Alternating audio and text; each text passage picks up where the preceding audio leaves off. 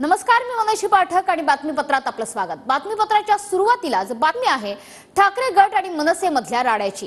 काल नारळ फेकणारे हे दिल्लीच्या अब्दालीचे कार्यकर्ते होते अशी प्रतिक्रिया संजय राऊतांनी दिली आहे। दिल्लीच्या अब्दालीनं काल नारळ फेकण्यासाठी सुपारी दिली असल्याचं सुद्धा राऊतांनी म्हटलंय।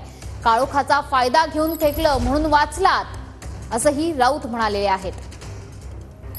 ते कोणाचे कार्यकर्ते होते म्हणता तुम्ही? ते दिल्लीच्या अब्दुल शाह अब्दालीचे लोक होते।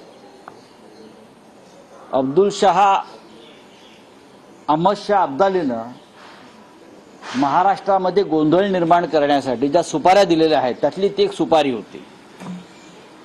मी कालही स्पष्ट केलेलं आहे, बीडमध्ये मनसे प्रमुखांच्या बाबतीत जो प्रकार झाला असं वृत्तपत्रात आम्ही वाचलं की त्यांच्या गाडीवर कोणीतरी काहीतरी फेकलं, सुपाऱ्या फेकला, अन्य काय फेकलं। त्याच्याशी शिवसेना म्हणून पक्षाचा संबंध नाही।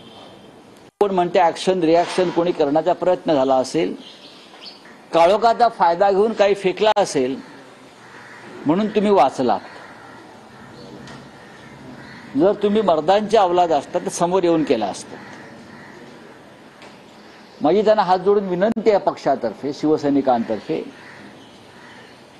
की पुन्हा अशी कृत्य काळोखात अंधारात लपून छपून लांबून फेकाफेकीचे प्रयत्न करू नका। तेव्हा ह्या स्तरावर जर तुम्ही येणार असाल, कोणी येत असेल, अहमद शाह अब्दाली सुपाऱ्या देऊन मजा बघतोय दिल्लीमध्ये।